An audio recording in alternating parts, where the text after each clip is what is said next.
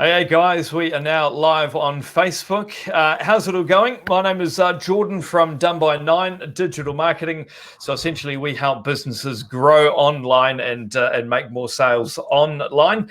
And this is We Drink Coffee and Chat Business, where every week we try and find and chat with some other local businesses around both Taranaki and around the country, and essentially just chat business. It's we've been running this little Facebook Live now for about, I'd say, a good 6 or 7 weeks. So we kind of started at the start of lockdown. Obviously, a lot of businesses and a lot of people around that same time were also going live to Facebook around that time. And we found it was a really good opportunity to not only learn from other businesses, but also just kind of extend a bit of networking and hear how other people are adapting to things like lockdown back at that stage. But obviously now we're kind of moving past the lockdown phase, moving into different phases. So it's just been really interesting to kind of chat all different facets of business and everything like that. And today, really excited to have another special guest on. We've got Lance Jensen, who is coming to us now live today. Lance, you are coming to us from somewhere down near Wellington. I'm guessing it's somewhere in the Hut, isn't it? Absolutely. So my main office is actually in Petone here. So yep, just nice. North of Wellington. Yep. Now, Lance is obviously he's a business coach. You're a mentor. Now, you also work. We've had your wife on the show probably 3 or 4 weeks ago, Jo Jensen. Now, Jo and yourself, you both run Strictly Savvy, which is virtual assistants. So you wear a lot of different hats, yeah? Yeah, I do. Some people wonder how I do it, but I'm very fortunate. So Jo is very much the GM and the front person for Savvy. So I kind of get to be a coach / financial controller for that business, which means I get to keep doing what I do in and around it. I'll let her lead and champion that one. I'm just support in the background. But then you're obviously business coach and mentor and stuff like that. Tell us about the work you do there. Cool. So yeah, we've been playing in this space since 2003. So almost before coaching or mentoring or business coaching was a thing. So when we started, we kind of had to educate people as to what coaching might be, as well as then enroll them in the fact that we might be able to help them. But I guess now, what is it? I can't do the math. I don't want to do the math. It makes me feel old. However many years in, we've got a pretty solid client base. Most of our clients actually come from referrals these days, and we've realised that our sweet spot is the people that have started out because they're really good at what they did, but then they've discovered they've got this business thing and a whole bunch of people to manage, which is a very different beast to the trade or the profession that they thought they were going to start it. So our space is helping people evolve from if you use the E-Myth type terminology, from the technician into the manager owner space, because there's no real textbook for that we've discovered, and it's quite a mental journey. And so obviously you would have been, I'm guessing, very busy over the past, 9 weeks? Incredibly busy. Has there been like a similar, topic that business owners and businesses are wanting to talk about at the moment? Is there something that seems to be a pretty typical or like pain point that people are coming to you with? So in the smaller space, there's definitely been a large focus in and around financials and numbers and forecasts. Because it's so uncertain, and yes, we're crystal ball gazing a little bit in terms of what the next few months might look like for revenue. At least what we can do with them is understand their costs, figure out where they can make changes, look at the resources and the options, funding resources and options available to them. Have they got the wage subsidy? Are they taking advantage of the loan? Are they likely to be eligible for the extension?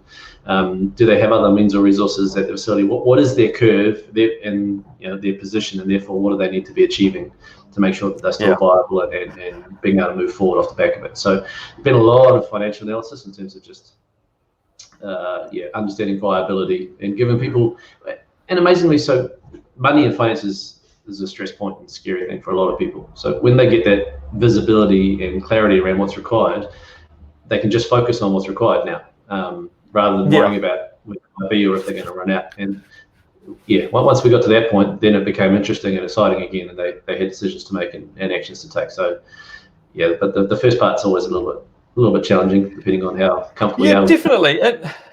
And look, this has been something we've chatted around in the past. There's so much, I guess, for business owners to be thinking about right now. Well, Oh my even God, in a it's normal massive. day-to-day scenario, and so even normal day-to-day, there's lots to think about. But now it's kind of turned that and kind of just flipped it on its head. And because obviously for myself, I'm working with businesses around the marketing side of things, and a lot of people for me have been coming with needing ideas on how to simplify some of their marketing things, even getting down to finding and working out good digital CRM systems, ways to actually manage customers and be able to communicate and even email drip campaigns and things that they can do that can be automated, that then allows them to do the stuff that you're talking to then go out and actually work out some of the other parts of their business and how they can kind of get through some of these tough times. And if you want to look at the few positives in terms of the lockdown and the compulsory pause for a lot of people, is they have had time to think. Yeah. So, if I'm being harsh, a lot of us were running pretty fat in terms of how we were operating and almost lazy. There's a lot of people are now moving online. They are actually leveraging that space that was always there, was always available, and we always knew about, but we never quite got to. Some of the costs we've had to cut out in terms of bottom line and the way we're operating, actually, we didn't really need. We probably knew we should have. There have been a lot of opportunities for people to slow down and think because they've been forced to and really scrutinise who they are, how they operate, and how they want to move forward.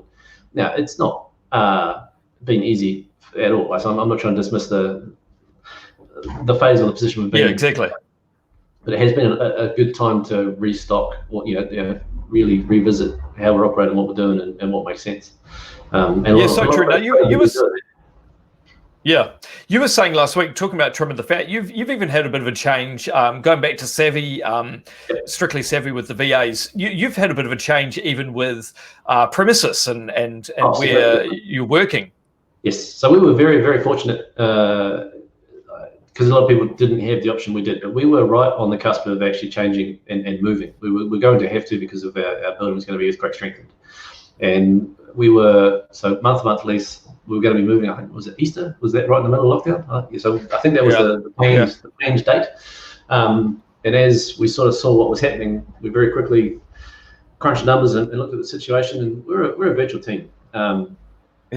We work virtually and remotely from our clients anyway. So it's like, well, we like having the team together. We enjoy the banter, we enjoy the environment, and it's not a requirement for us to be able to do our jobs. So we jumped on that and we cancelled our lease. So we moved on, which has been, and it's actually worked incredibly well. I think it almost feels like the team's closer now because of some of the stuff that we put in place to make sure that everyone remained connected. But huge cost saving instantly. What type of ways are you keeping connected within the? What type of ways are you actually keeping connected within the team at the moment? Are you just using different types of tools, or is there some sort of is it like everyone seems to be jumping on Zoom at the moment? But obviously there are different options available. Like what type of things have you found have actually been quite good? So for us personally, like I say, from a task and production perspective, we've always had really good systems and tools, and we use one called Teamwork to manage most of our jobs and projects. And in and around that is the chat channels, which you get free ones, which is Slack or the equivalent. So, and we've always had that for visibility and transparency of how we operate, and we've got a few team members overseas as well. So we've already kind of had the practice and plans in place. But where we've done differently is we've just made sure that at minimum of twice a day we're pulling the whole team together. In the morning session, it's a what are you grateful for and what do you need support with today. So how can you start the day on a positive foot, and how do we make sure that you've got everything you need from everybody else in the team that can hear it? And then we have another one, I think mid-afternoon, really just another check-in, how's everyone doing, and kind of requiring that. And the team's jumped on that and participated in that. And then obviously we've got Zoom and WhatsApp and all the comms channels in and around it. And then Friday drinks are still happening. We make sure we're doing the quizzes or having a few virtual drinks. And we've been doing that pretty much since day one. And because of the morning call, I actually feel like the team is more productive and operating more cohesively than we even did in the office, because we didn't have that stand-up session every morning. Whereas that's new, a new initiative essentially, and it's served us very well. That's awesome. It's a great idea. Just kind of getting together as a team and, like you say, firstly going through the positives of each day, and then sometimes that's been a stretch then, for people. It's, I'm just happy the yeah. sun's shining, or like it's like, because it's been a hard time for some people and adjusting. Yeah, definitely. And look, this was actually going to be a top of one of our upcoming sessions that we're going to be having on Facebook Live, as well as actually talking about mental health and in and around work and business and everything like that. So it's definitely a hot topic at the moment, and for right reason too. It's and like you say, having that as the opportunity to kind of start the day, but also then express whether staff members are actually needing any support, if they're needing anything done today or anything like that. All that type of stuff's obviously putting a good start into the start of the day. Yeah. Okay, and I'll be honest, there are a couple at times where they really did struggle to find something positive, and you're sitting there going, man, your initial reaction is shit. They're bringing the tone of the meeting down, but then you go and talk to them because you realise that you need to talk to them. And it's a very different conversation. Like it's not about them caring about me. It's like, how are you actually doing? What's going on? What can we do to support you? Yeah. And some of them just, they actually took the opportunity to take a bit more leave and have some more sleep-ins or take an afternoon off, or just do something to physically change their state because they've been stuck. Just making them okay rather than making them wrong, changed our own reaction and the team's response to it very quickly, which was I'm pleased we were able to do. Awesome. No, it sounds really good, and some really good ideas there as well. Now, the other thing I really wanted to talk to you about today, I've been following you on LinkedIn, and you're very good at being able to do video content, which I go on about a lot as the way to kind of get cut through in today's marketplace is jumping on video, and you do a great job of that. And so I've been watching a few of your videos recently that you've been sharing. I found them really valuable, especially the content around, you've been doing a lot of content around like wage subsidies and the interest-free loans and all the initiatives that the government are offering small businesses.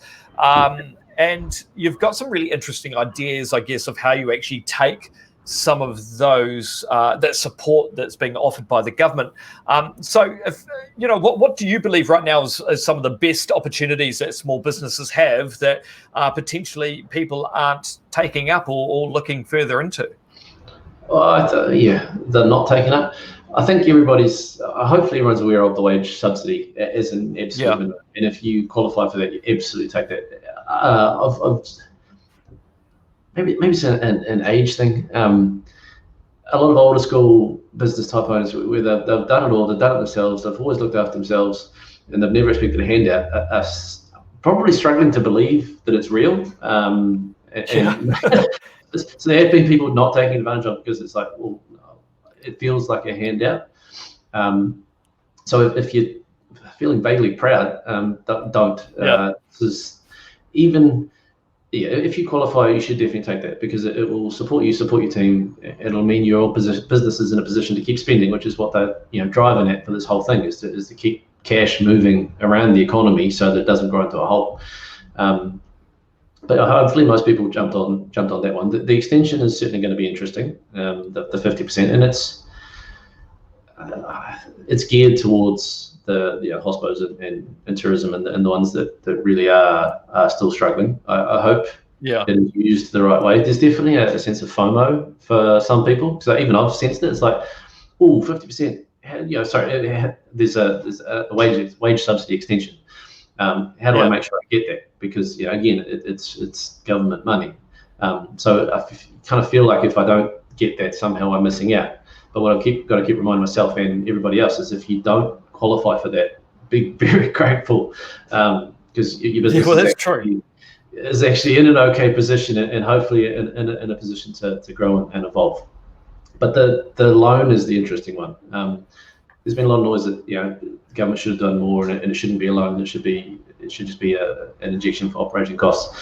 And look, that would be amazing, but it is what it is. And I've got to the point where understand what they're doing and figure out how to make the best of what they're doing. So the loan, people saying, well, if I don't need it, I won't take it. And it is something you still have to pay back. Whereas I'm looking at, if you've had a business overdraft and you've been using that overdraft, and you might have to use that overdraft, why would you not make that a free overdraft and use the government loan? Yeah. You just take it, it's only 3%, but take it, use it, and keep yourself out of overdraft.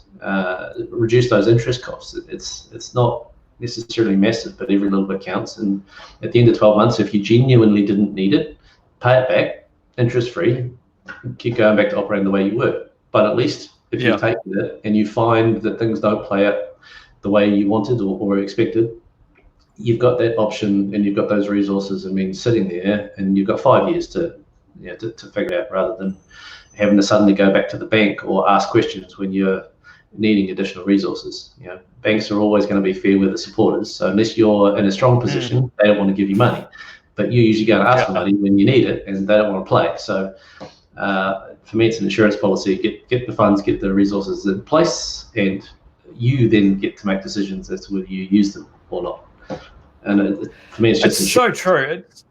It's literally just thinking of it in a slightly different way, and how you could actually use that to your advantage, and that's with a lot of different things. I'm guessing with businesses, just goes back to what we said at the start, just being really cautious about the cash and what you're spending and how you're spending it. So I guess it's just thinking of how you can use some of those fundings and to your advantage. Yeah, definitely don't just keep taking money and going blindly into debt. That is irresponsible, and that's certainly not what I'm advocating at all. Know your position, know your forecast, know your horizon, and sometimes it really is just about extending that runway and buying time. In terms of I watch this curve. Like when revenue disappears and the expenses keep flowing, there's going to be quite a sharp decline. And the question is how and when does the revenue come back, and how deep is that hole? When you've got that model and you've got that understanding, then you start making, hopefully, intelligent and sensible financial decisions. And we're all here trying to make it work and survive and do the best out of it. So, if you're really, really in trouble, just borrowing more money isn't going to change that. That's a different conversation. And unfortunately, those conversations have to be had too. But fortunately, most of the people that I'm working with or talking to, they have scrambled. They have made changes. They are pivoting and finding new ways to generate revenue. Most of them managed to retain most of their team. They've explained and brought people on their journey with them. Everybody's taken a small hit. Even our team dropped down to 80% time as well. And some actually offered to take a bigger hit because they were in a position where they could, which was really generous. And we're only just bringing them back up to full wage now. But we've had to do that. We've explained where we're at. We've been transparent about why we're doing that. We've explained the money. We've explained how we're borrowing the money and how we're funding things. So we haven't tried to hide anything or pull the wool over anybody. We've literally taken the position, we're all in this together. This is what we believe we need to do to make it work. Can you accommodate this and stick with us? And everyone said yes. That transparency is just key. Just making sure that everyone's on the same page. They know exactly the position that you're in, and then it's just more coming across that you're obviously there to support them as well, and you're not just looking to try and just support yourselves, and you're kind of there for the team as opposed to just yourselves. And people find it hard to believe, but I only work with people that I like, and I'm in a blessed position now where I can say that with total integrity and authenticity, right? So if I'm working with a business owner who doesn't value their team or doesn't want to treat them that way, that they tend not to be my clients. I don't think there's anything to be won, or certainly not on the long term, by trying to gouge or essentially steal from your team. That doesn't make sense to me. No, that's true. Now, I've got another question. Now, this is, you don't have a crystal ball, and I don't think anyone does, but I'm really interested to know what you think about what's happening next. Are there any things that we can do or to help put ourselves in a good position for next potential waves? Like, what do you see is happening next? Because obviously at the moment, if you have a look at New Zealand as a country, we're not doing too bad with COVID side of things, but now it's turning more about rebuilding the economy and getting back to business. So just interested to hear kind of what you think is going to happen in the coming months and years even. Yeah, at the risk of being a little cynical, I'm very cautious around the amount of money the government's promised. I made some comments in one of my videos about the last budget. That's a lot of money. There are some big numbers there. Unfortunately, those projects and where those are going and how that's actually going to be allocated is yet to be defined, right? And we've seen that be done badly before.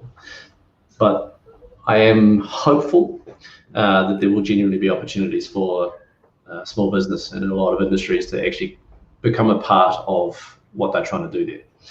If their intentions are correct and they do pay attention to it, I would hope there are opportunities in a lot of those spaces around construction and apprenticeships and where they are actually trying to spend a chunk of that money. So I guess my advice to people is to actually go back, re-listen to, pay close attention to where the government's talking about spending money, and figure out if there's a place or a space where you can contribute.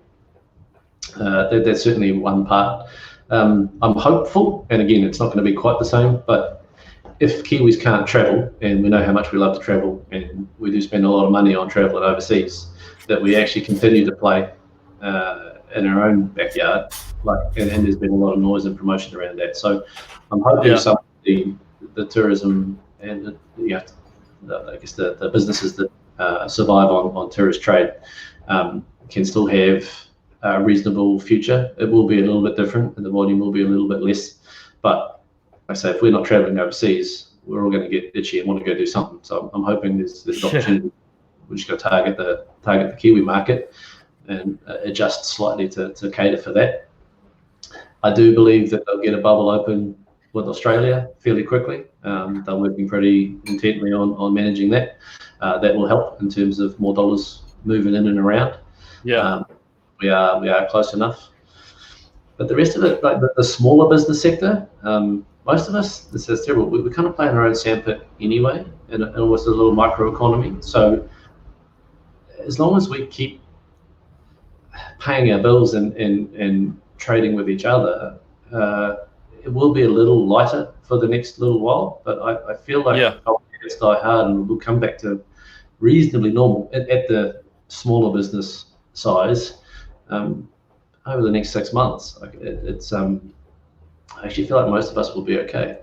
And then there's other opportunities for people like yourself and even me and even Savvy, as the government tries to push to support small businesses. If we are in a position to be able to offer that support, there's chances for us to actually be able to contribute to that and like I say, help small businesses on the government's dime. So the people we help benefit, we get paid, we derive an income. There's opportunities there too if you're in a position to support the SME space. So, and in the digital space for yourself, you're a prime candidate. So I hope you're registered with RBP and yourself.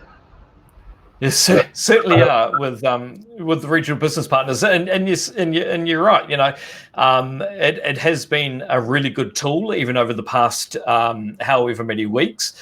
And yeah, speaking from myself, I do get a lot of inquiries through the regional business partner network, and it's there. I know the funding on that particular the COVID round of funding is pretty much all but dried up now. But if there is further opportunities for businesses to get involved, like you say, it does. It helps not only the businesses that us as consultants are helping, but it helps us as consultants as well. So it's kind of like you say, it's a win-win for everybody, I think. So I love the point you brought up there around small businesses being in their own sandpit, and literally if we can all continue to support each other and think about how instead of using maybe a bigger corporate from overseas, can we bring any of that money and spend it more locally in New Zealand?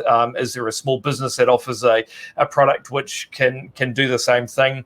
like whether you're, I don't know, getting any type of collateral and stuff like that produced or made or anything like that? Is there any way that you can actually bring that back home and start using some local providers? And like you say, I think that's key. I think that's gold. Yeah, and there's a huge groundswell for that at the moment. I just hope it doesn't become forgotten. So old habits do die hard, and eventually people start looking back at the bottom line. So I do hope people can keep that focus and keep supporting each other rather than just take the lowest price and head back to some of what had been happening. That's so true. And this, I think we're coming full circle to what you kind of started with around this whole lockdown has been a bit of a reset, and not only having a look at some of the costs and trimming some of the fat, but also having a look at where you're actually spending the cash and what kind of businesses you're supporting and you know, how your business can support other businesses to help grow and rebuild the economy. I guess this is all kind of on us at the same time. Obviously, the government is there to lead and provide some of these tools and resources for us. But at the end of the day, this is on us to get scrappy and to really knuckle down and do what we can as business owners too. Yeah, and I think it's probably a positive or a saving grace. For the most part, most small business owners operate and think that way anyway. We're used to being or having to figure stuff out and having to make it work without handouts or without support. What's happened in the last little while has been obviously absolutely exceptional and unprecedented, almost impossible to plan for. And the next breath, I believe we're all incredibly resilient. And the people I've been speaking to, they have scrambled, they have made changes. Yes, dipping into savings to a point. But a lot of the ones I'm talking to now, because of what they've done and the effort they've made during that recent period, that they're actually cautiously but optimistic about what they're now walking into. Which is awesome to see. Yeah, it is.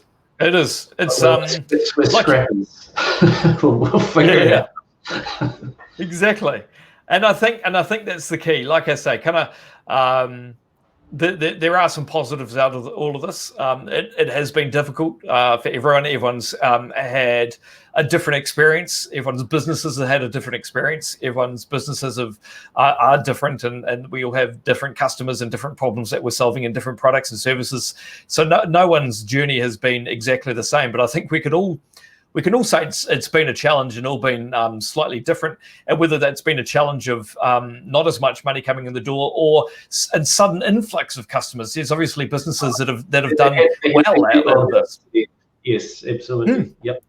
And it's still a challenge for those people that have done well out of all this, and they're trying to keep up and adapt their business in that way. So everyone has been through something slightly different. And for some of the people, and I know we spoke about this last week, Lance, around for the businesses that have done well and made some good money out of the lockdown, it's time for those type of businesses to then think about, as we just mentioned, how can we then kind of give back and take some of those profits that we have been able to make and pull them back into other small businesses and support them by using their products and services just that circle goes around, I guess. Yeah, I mean, I'm only playing my own, let's say, sandpit and microeconomy, but the people that I'm talking to and the people that I'm aware of that have done well are very consciously wanting and hoping and aiming to do definitely that. Which is very encouraging to see. You know, there's always the odd, I'm going to say, idiot who we don't want to like, and then they are out there, unfortunately. But for the most part, the message, be kind, you know, share, spend local, that sort of stuff, it is actually being embraced from certainly from what I'm seeing, which is so not long may that continue. Yeah, it's hard. I don't want to understate the challenges that some business owners and people have gone through and are going through. But the next breath, I'm in that position where it is what it is, and we've got to make the best out of what we've got. So I don't want to spend a lot of time wishing or looking what could have been or what the government should have done or wasting huge amount of energy on that, because I can't see it changing. So it's what is here, what are we doing, how do we make the best of it? And so fortunately, I'm confident the levels won't slip. What they've done from a health perspective is and will be successful, and it's now just about how we get back on with it, and that seems to be what's happening. So. Well, mate, I think that's really cool, and like you say, that it actually rounds out our little chat here pretty positively. And I think even if we just think about some of the stuff we've spoken about here today, it's still that same old message that we need to do, is in supporting each other, thinking about how we can do things differently, and obviously today's focus about how we can not only just receive some of those government packages, but how can we actually use them to our advantage and actually use them to help build the business and provide a better outlook and things like that. So and like you say, just supporting each other. I think none of us have got a crystal ball, as we alluded to before, but I think it's all, the future's kind of in our own hands as to what we want to do with it. Probably one other thing I will add, you mentioned about the funding. Kind of ran out from the initial COVID support, which was all the 100% stuff for business owners. So if I've understood it correctly, while that was more for phase levels 4 and 3, where it really was a viability assessment almost more than anything else, there is still funding going into, I guess, that pot, but it's more of a capability grant type mechanism that they used to have, where it's 50-50 type funding. So there is still support there for business owners to take advantage of. Yes, they'll have to invest a little bit themselves, but they get expertise of yourself, me, others sitting alongside them. And now it's about pivoting and capitalising on the new now. So there is still some support there. It's just a different shape. Just so you're aware as well. People even though people think they'll be told it's run out, just the first wave and how it's been structured, there is still support there. So don't not register. Don't not put your hand up. Don't ask for help. Don't not ask for help. If that makes sense. Awesome, great advice. That's perfect. Hey, look, I really appreciate your time. I know you're busy, as you said. You got a lot on the go. It's a busy time for you as not only a consultant and a mentor and a coach, but also your other business with Joe and Strictly Savvy. So I really appreciate you taking half an hour out just to have a bit of a chat. Like I said, I've been really impressed by your videos that you've had on LinkedIn and some of the advice that you've been giving there as well. So if anyone is on LinkedIn, Lance Jensen, he's a great follow. Really interesting points of view, especially around some of these financial things, which for me personally can be not my strongest point. So it's awesome to be able to kind of get that advice. So again, just thanks so much for coming out and joining us. Appreciate it. Yeah, it's always fun to chat. It was interesting to meet and hear some stories about Jo and her youth as well, which is quite. Yes, exactly. So I went to, for anyone that missed the chat we had with Jo, I actually went to high school with Lance's wife. This is going back a fair while now, back in Hamilton at Fairfield College. It's funny how it all comes full circle. Yeah. Awesome. Enjoy chatting. I wish you all the success. I think you're in a great spot, and you've obviously got a lot to offer people. So, awesome. There is still funding there. Make a lot of noise, because getting people online and actually taking advantage of what's now, I believe, a much smaller world in terms of the digital space. They'll do well to follow what you're doing. So, it's good. Awesome. No, that sounds great. Thank you so much, Lance, and guys, thank you so much for coming out and joining us as well. It has been really interesting chatting with Lance just around everything we've kind of focused here around. About thinking about the future, how we can support other businesses. But that big one, I think, right at the end and throughout what Lance was saying, just around the support hasn't entirely dried up. There is still support available. If you're needing help or anything, make some noise. Get in touch with, for here in Taranaki, with Venture Taranaki, and just chat with some advisors there. Feel free to contact people like myself and like Lance as well. As part of the Regional Business Partner Network, there are people out there willing to help, willing to support, and there is funding available to be able to help out with that stuff as well. So again, thanks so much for coming out and joining us here today. We're going to have some more sessions, Facebook Live sessions coming up in the next few weeks as well. Like I alluded to earlier, one coming up shortly around mental health in the workplace, which I'm really looking forward to. It's a topic that we do need to discuss more and more. And so we'll have some more details on who we've got going to be chatting to us about that coming up shortly as well. But again, thank you so much for joining us, and we will chat to you at our next We Drink Coffee and Chat Business. Have a good day.